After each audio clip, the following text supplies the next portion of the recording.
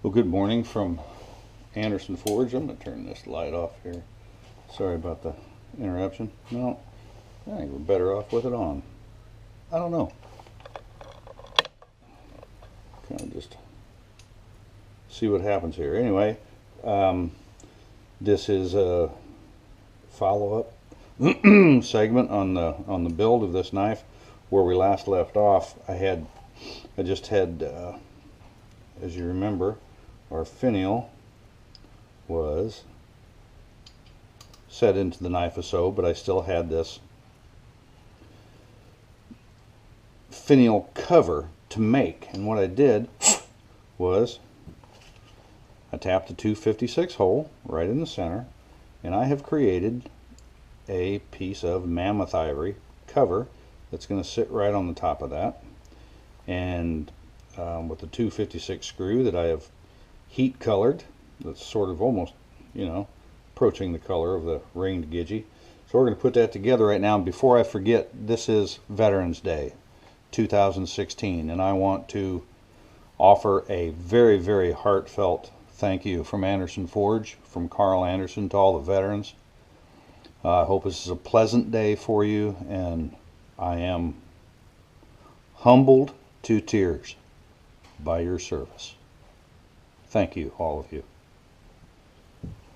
So we're going to go ahead and put pins in.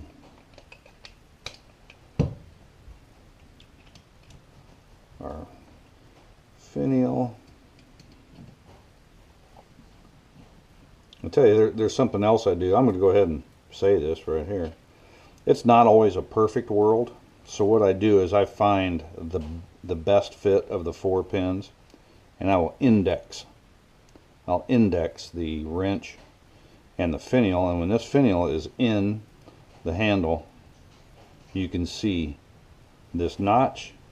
Just line up the notches, and what you end up with is as perfect a fit as I can do. So I'm going to go ahead and screw this together, and I'm going to hot glue this blade and guard today, and I'll have some finished photos and one quick little movie to show the finished knife when it's all said and done. But I'm thrilled the way this has taken place. Now what we're going to do is do it the right way, huh? There's our finial cover. I'm kind of looking at it from the side. So 256 screw. Oops. I actually haven't put the screw in yet. Let's see where this thing goes. But it's looking pretty sweet. It's a countersunk hole in the ivory. Here's kind of a side view. But this is our finial cover. Just kind of clean it off a little bit. It's a little dirty. I'll buff the ivory and make it all sweet and pretty.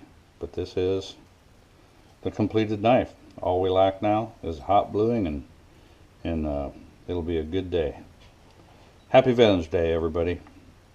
Enjoy it. Thank a vet.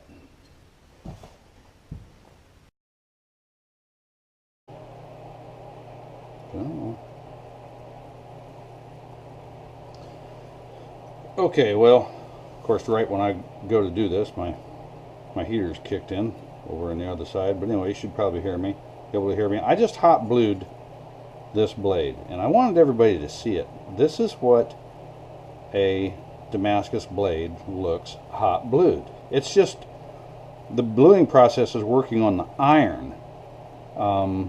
And most steel is about 90% iron, so it doesn't recognize any difference between the 15 and 20 or the tool steel that you use to make the Damascus.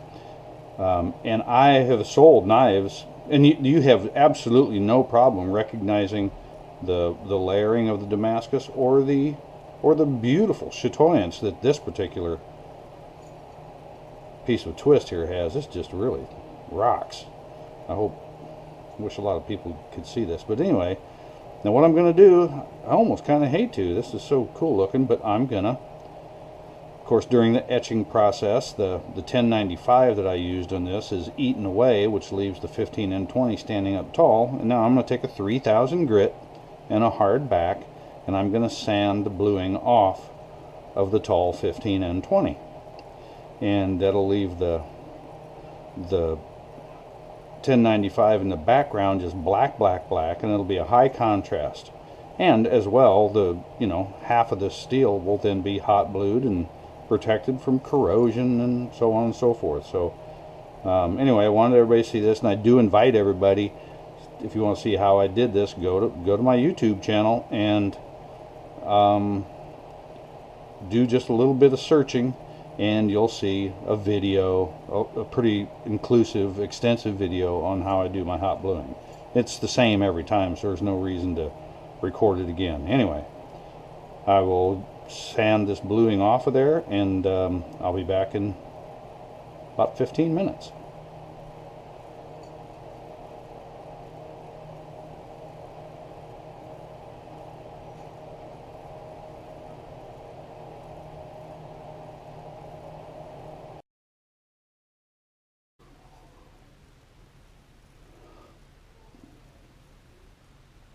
Okay, well, I hope our camera can bring some of this into detail for you.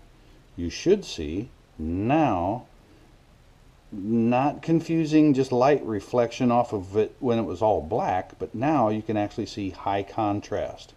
And keep in mind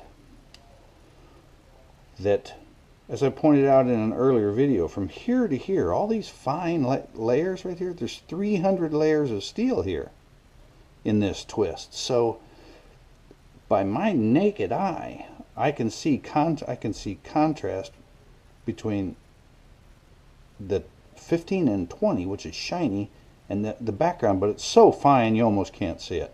And that is what really makes this thing kind of walk and talk. I love high layer twist. I always have, and every time I do it I say I'm never going to do it again because it's a lot of work. But then I do one of these and look at it like this, and I think, there's just not a lot of this out there. So anyway, I got this cleaned up. I got the 15N20 sanded off of there, and now my guard is sitting over there in a container of water displacing oil, so I got to get it out, cleaned up a little bit, and we're going to come back and put this knife together for the first time, and you're going to be part of it, so hang tight.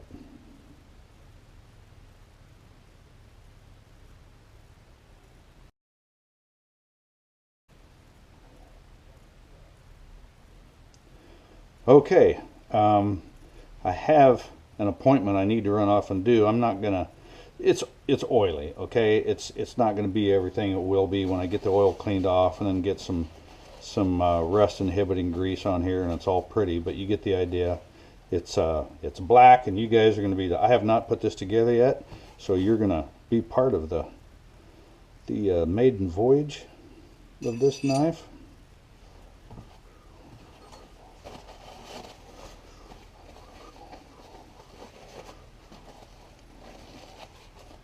This thing rocks, I'm telling you.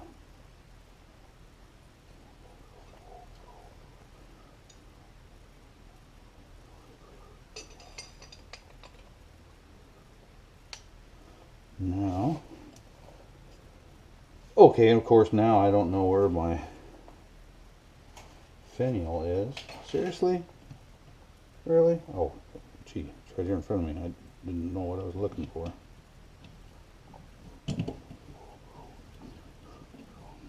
I did put a coat of Johnson paste wax on the ringed gidgee and hit it on the buffer just to let it dry for about 20 minutes while I was hot bluing, and then I hit it on the buffer, so it's looking spectacular today as well.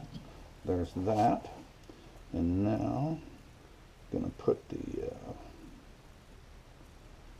mammoth ivory in there.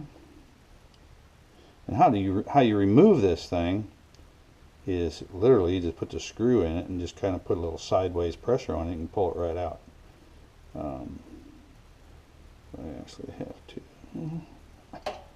Okay, let me get it in there. Get this done. I gotta get moving. It takes a number 6 Torx screw, little bitty thing. It's a 256 screw.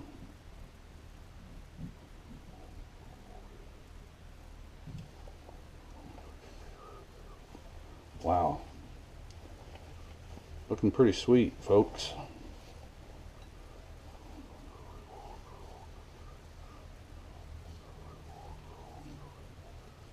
Of course, my hands got oil all over them, so I'm smudging the knife. And wow, check it out.